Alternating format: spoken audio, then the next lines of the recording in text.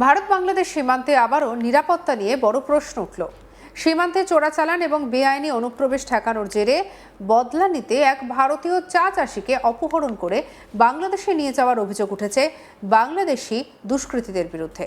আর এই ঘটনাকে কেন্দ্র করে জলপাইগুড়ি জেলার রাজগঞ্জ ব্লকের সীমান্ত লাগোয়া কুকুরজান এবং চাউলহাটি এলাকায় চাঞ্চল্য ছড়িয়েছে। স্থানীয়দের একাংশের অভিযোগ, সীমান্তের অপরাধ চক্রের বিরুদ্ধে প্রতিরোধ গড়ে তোলার কারণেই এবার সাধারণ মানুষকে টার্গেট করা হচ্ছে। তবে অপহরণের প্রকৃত কারণ এবং ঘটনার সঙ্গে কোনো সংগঠিত সীমান্ত পারাপারের অপরাধ চক্র জড়িত কিনা তা এখনো তদন্ত সাপেক্ষ। অন্যদিকে অভিযোগের কেন্দ্রে রয়েছে ৩৫ বছরের দীপঙ্কর গোপ। তিনি চাউলহাটির সীমান্ত এলাকার তসর পাড়ার বাসিন্দা এবং নিজের প্রায় ৬ বিঘা চা বাগানের চাষের কাজ করেন। পরিবারের দাবি, শনিবার ৮ই আগস্ট সকালের প্রতিদিনের মতোই তিনি নিজের বাগানে কীটনাশক স্প্রে করতে গিয়েছিলেন। বাগানটি সীমান্তের একেবারে কাছাকাছি হওয়ায় সেখানে কাজ করার সময় তাকে একাই থাকতে হয়েছিল। আর সেই সুযোগেই বাংলাদেশের দিক থেকে একদল দুষ্কৃতী সীমান্ত পেরিয়ে এলাকায় ঢুকে পড়েন এবং ধরে নিয়ে যান বলে অভিযোগ।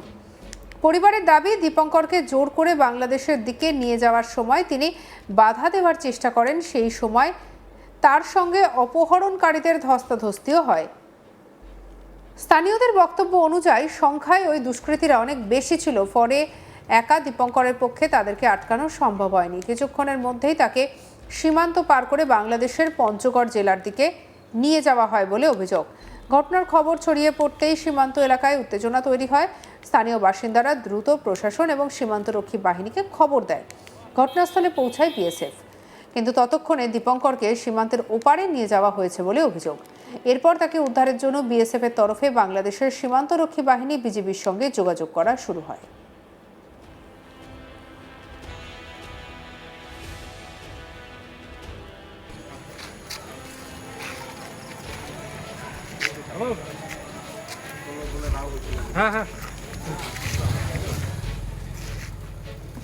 কিন্তু রাত পর্যন্ত দীপঙ্করকে দেশে ফিরিয়ে আনা সম্ভব হয়নি, এমনটাই স্থানীয় সূত্রে খবর। স্থানীয় বাসিন্দা অনুপ রায় কি বলছেন শুনবো।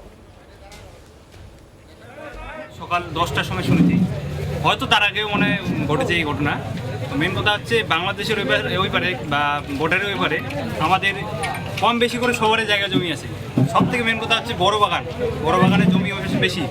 এবার প্রত্যেক দিন ম্যাক্সিমাম 50-60 জনের মতন যায় কাজ করতে, শ্রমিক মানুষ কাজ করতে যায়। এবার আজকে যে ঘটনা ঘটলো, দেখা গেলো কালকেও ঘটতে পারে। তো আমাদের যে আমরা পাবলিক, সাধারণ পাবলিক, আমাদের সেফ কোথায়? বর্ডারের তো মেন দায়িত্ব যারা আছে তারা হচ্ছে বিএসএফ তো তারা ডিউটি ঠিক মতন করতেছে না, যেটা দেখা যাচ্ছে।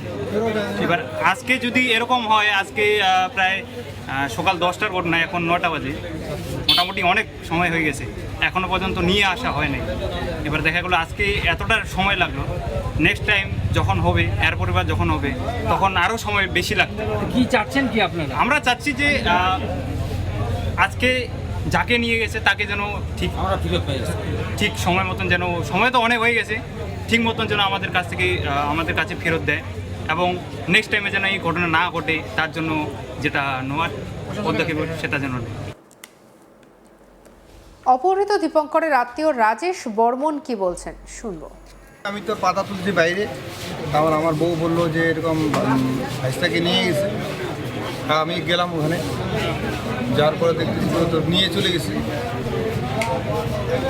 নিয়ে যাওয়ার পর তো আমরা ওখানে আসি, বিএসএফ। কতটা আতঙ্কে আছে? আমরা তো বহুত আতঙ্কে আছি। ওখানে কি দেখছেন? গেট মিটিং আমার সকাল থেকে এখনো খাওয়া দাওয়া হয়নি। আমার চিন্তায় খাওয়া দাওয়া পেটে যায় না, দাদারও যায় না, দাদার ছেলে আমার। ওখানে পরিস্থিতি কি দেখছেন যখন গেছেন? তখন তো নিয়ে চলে গেছি। তারপরে আপনারা কি দেখছেন সিচুয়েশন?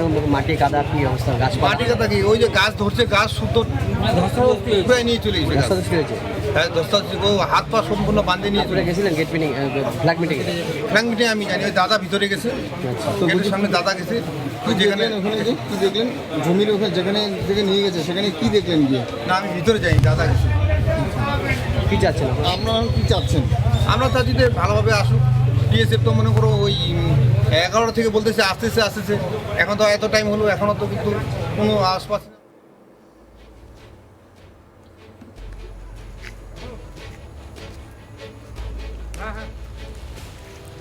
বর্তমানে তিনি বিজিবির হেফাজতে রয়েছেন বলে দাবি করা হচ্ছে। যদিও তাকে কী পরিস্থিতিতে আটক করা হয়েছে, তার শারীরিক অবস্থা কেমন এবং তাকে ঠিক কোথা থেকে উদ্ধার করা বা আটক করা হয়েছে এ বিষয়ে বিস্তারিত তথ্য এখনও প্রকাশ্যে আসেনি।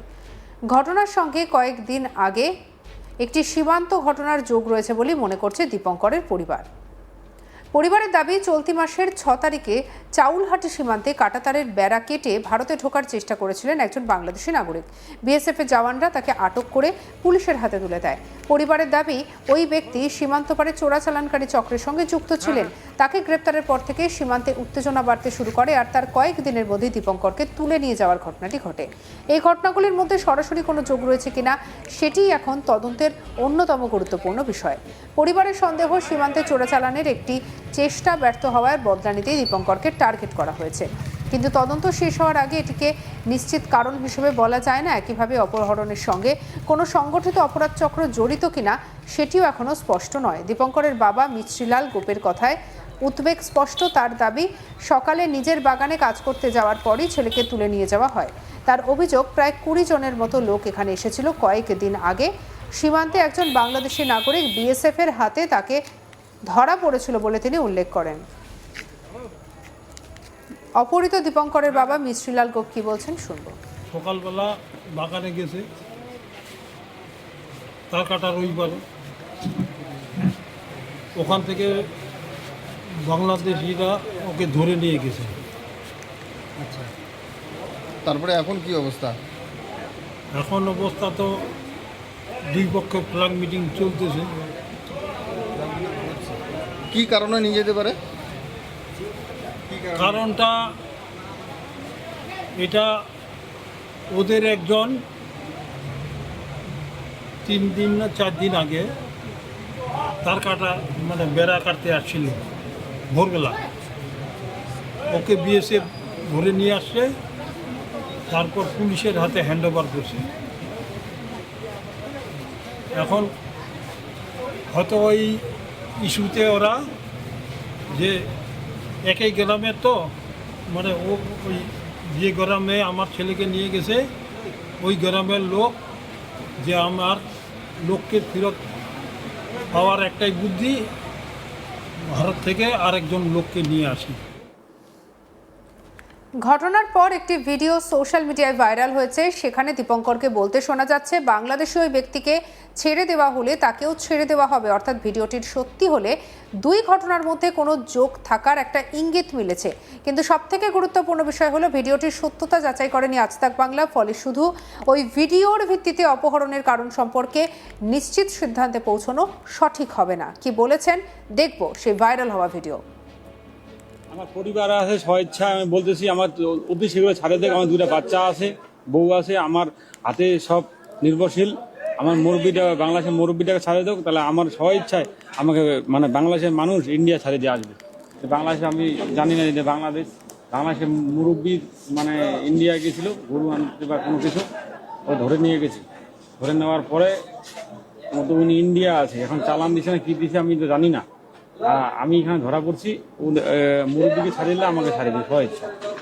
আমার সরকার বলতে যাচ্ছি, ভারত সরকারকে আমার দাবি, মুরব্বীকে ছাড়িয়ে দেব, আমাকে তাহলে ছাড়িয়ে দিন স্বেচ্ছা।